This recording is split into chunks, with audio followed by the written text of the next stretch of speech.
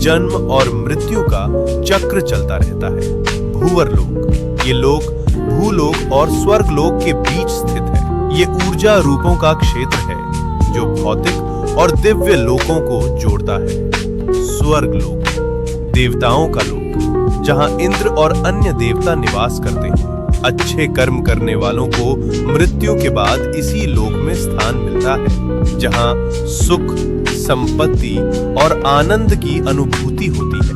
महरलोक, ये दिव्य ऋषियों, तपस्वियों और महान आत्माओं का निवास स्थान है, जहां वशिष्ठ और विश्वामित्र जैसे महान ऋषि तपस्या करते हैं। जनलोक, इस लोक में वे आत्माएं निवास करती हैं जिन्होंने ज्ञान और ध्यान में परम सिद्धि प्राप्त की होती है। यहाँ के वासी ब्रह्मा जी की लीलाओं में लीन रहते हैं।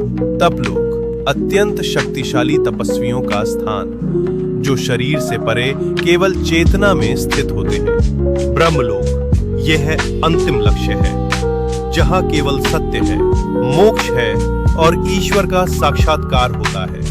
इन ऊर्ध्व लोकों में आत्मा का जाना मतलब है धीरे धीरे शुद्ध और जागरूक होना। अब बात करते हैं नीचे के 7 लोकों की। यहाँ भोग, मोह और भ्रम ज्यादा होता है। अतल लोक, राक्षसों और मायावी शक्तियों का घर।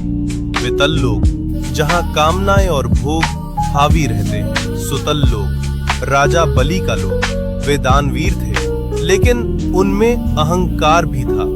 रसातल लोक, जहाँ भ्रम, लालच और अज्ञान का घना अंधेरा है। तालातल लोक, छल, धोखा और झूठ से भरा हुआ लोक। महातल लोक, जहाँ अंधकार और अहंकार का बोलबाला है।